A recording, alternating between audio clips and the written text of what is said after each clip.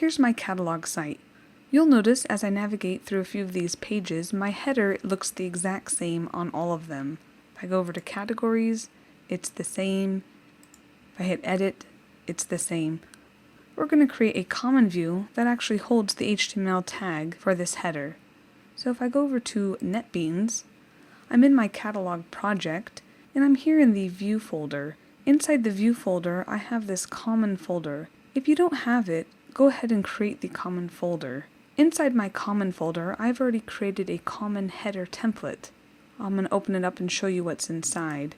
I have an h2 HTML tag here, and inside the tags, the this fetch block, and I've passed in a parameter that I have created, and I've called it title. Remember, all fetch blocks need to be printed. We accomplish this by using echo. Also, in my common view, I have this fetch content block. This fetch content block is a necessity if you're going to extend a view. We've added our 2 lines of code. We can now extend this view to one of our detailed views. So I'm going to open up my categories section, and I want to go to the index page. Now here's my current view, and you'll see that there's an h2 HTML tag here at the top. Let's go and look what this looks like currently. So if I go over to categories, here's my index, and here's the header tag that's displaying currently. We want to change this template so it extends the view from our common view. In order for this template to extend the common view, I first need to use the extend method, and then I need to assign that title parameter in my common view a value. So let's go ahead and type in those 2 lines of code. The first line of code that I want to type in is to extend my common view. So I'll type in this extend. For the parameter, we need to pass in the path of our new template we would like to extend. The path is based off of the app view directory. From there, we're in the common folder, and then we add the name of the view we want to extend. In this case, it's header. Now that we've extended the view, we need to assign a value to that title fetch block. And we will do that with the this assign. So I have this assign, and here's my title. This value references the title in the fetch block in my common view, and then we set the value that we want that title to show up as. Since we're pulling in a new HTML tag from extending our common view, I'm going to go ahead and comment out this line of code.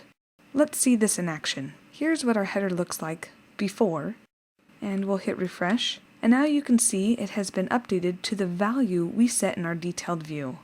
Now we need to extend our CSS to a specific page or detailed view. In the categories folder, let's edit the view template.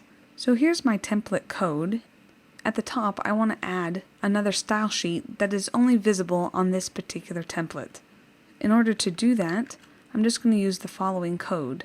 I have this, and then it's the HTML helper, and we're going to use that CSS method. The very first value is the only one that we really need to worry about, and that's the value of the style sheet that we want to pull in.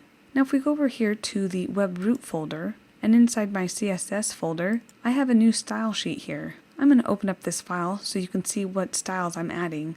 I'm basically just adding a color to that h2 tag.